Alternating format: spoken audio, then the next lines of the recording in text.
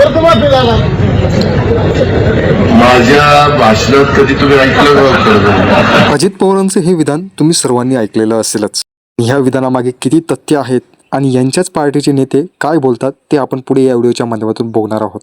त्या अगोदर अजित पवार म्हटले होते, मी माझ्या कोणत्याही भाषणामध्ये निवडणुकीच्या अगोदर शेतकऱ्यांची कर्जमाफी करेल असं म्हटलेलं नव्हतं. त्यामुळे पाय पसरले पाहिजे, परंतु हे अंथरूण पाहून पसरले पाहिजे. त्यातच त्यांच्यातीलच काही नेत्यांनी आम्ही अंथरूण मोठे करू परंतु शेतकऱ्यांच्या कर्जमाफीचा नक्की प्रयत्न करू असं म्हटलेलं आहे. ते संपूर्ण आपण टप्प्याटप्प्याने जाणून घेणार आहोत. त्या अगोदर विरोधी पार्ट्यांनी सुद्धा अजित पवार यांना सुनावलेलं आहे. त्यात संजय राऊत नेमके शेतकऱ्यांच्या कर्जमाफीविषयी अजित पवारांविरोधात काय बोलले ते जाणून घ्या. कर्जमाफी शेतकऱ्यांना हे भारतीय जनता पक्षाच्या जाहीरनाम्यात स्पष्ट लिहिलं असेल आणि त्या भारतीय जनता पक्षाच्या सरकारमध्ये आपण अर्थमंत्री असाल तर तुम्ही काय बोलताय आणि बोलला नाही तुमच्या भाषणात याला काय अर्थ राहत नाही. जाहीरनाम्यातलं प्रत्येक वचन तुम्हाला पूर्ण करावं लागेल. शेतकऱ्यांची कर्जमाफी करावी लागेल. लाडक्या बहिणींना 21 यावर पुन्हा अनिल देशमुख काय म्हणाले ते सुद्धा जाणून घ्या. घालून लवकरात लवकर महाराष्ट्रातील शेतकऱ्यांना कर्जमाफी दिली पाहिजे आणि ही जर दिली नाही तर जनता रस्त्यावर आल्याशिवाय राहणार. आता हे सर्व असून सुद्धा त्याच पार्टीचे नेते म्हणजेच राष्ट्रवादी अजित पवार गटाचेच नेते आणि राज्याचे नवीन कृषी मंत्री माणिकराव कोकाटे यांनी सुद्धा सांगितलेलं आहे की आम्ही शेतकऱ्यांची कर्जमाफी करू, परंतु त्यासाठी 2 ते 3 महिने कालावधी लागेल. म्हणजेच मार्च ते एप्रिल महिन्यामध्ये आम्ही शेतकरी कर्जमाफी करण्याचा नक्की प्रयत्न करू.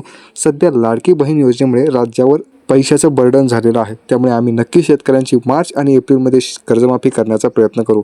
आता त्यांच्याच पार्टीचे नेते आणि महत्त्वाचे नेते जे की आता कृषी मंत्री झालेले आहेत ते सुद्धा म्हणतात की आम्ही शेतकऱ्यांच्या कर्जमाफीचा नक्की विचार करू आणि करण्याचा 100% प्रयत्न करू. आता तुम्ही आणखीन एका महत्त्वाच्या नेत्याचं विधान ऐका. पाहून पाय पसरण्यापेक्षा आम्ही हांतरूनच वाढवू ना. शेवटी ज्या शेतकऱ्यांनी अपेक्षाने आम्हाला जर पाठबळ दिला असेल तर त्या शेतकऱ्याला आम्ही असं बोलून चालणार नाही अंतरून पाहून पाय पसरावं. पुन्हा आमच्यावर त्या ठिकाणी टीका होईल की निवडणुका झाल्यात आणि आम्ही शब्दाचे पक्के आहोत. आता या शेतकरी कर्जमाफीची लाखो शेतकरी आतुरतेने वाट बघून आहेत.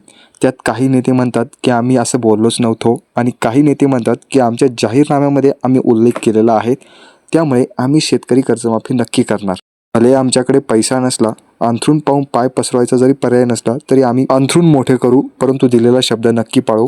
आम्ही बेईमानी करणार नाही असं महत्त्वाचे भाजपातील नेते म्हणत आहेत. त्यामुळे एकाच नेत्याच्या बोलण्यावरून धास्ती घेण्याचं कोणत्याही शेतकऱ्यांचं काम नाही असं सुद्धा आपल्याला स्पष्ट होताना दिसत आहे. कारण की जास्त आणि महत्त्वाचे नेते शेतकऱ्यांची कर्जमाफी करण्याच्या सकारात्मक भूमिकेकडे आहे. त्यामुळे आपल्याला उशिरा का होईना शेतकऱ्यांची कर्जमाफी ही बघायला भेटेल. नाहीतर विरोधक आहेच आहे सत्ताधारींवर तुटून पडायला. ते सुद्धा मागणी करत आहेत की तुम्ही जाहीरनाम्यामध्ये जसं बोललेलं आहे त्या पद्धतीने तुम्ही वागलं पाहिजे. शेतकऱ्यांची कर्जमाफी ही झालीच पाहिजे. त्यामुळे विरोधक आणि शेतकरी वर्ग यांच्या मदतीने का होईना शेतकऱ्यांची कर्जमाफी उशिरा का होईना पण होऊ शकते. बाकी आणखीन काय अपडेट आली तर तुमच्यापर्यंत आपला मराठी मास्टर माइंड या यूट्यूब चॅनल थ्रू पोहोचवली जाईल. त्यासाठी तुम्हाला एकच काम करायचं आहे, आपल्या चॅनलला नक्की सबस्क्राईब करायचं आहे. आपण भेटूया पुढील व्हिडिओमध्ये अशाच महत्त्वपूर्ण अपडेट घेऊन. तोपर्यंत तरी धन्यवाद.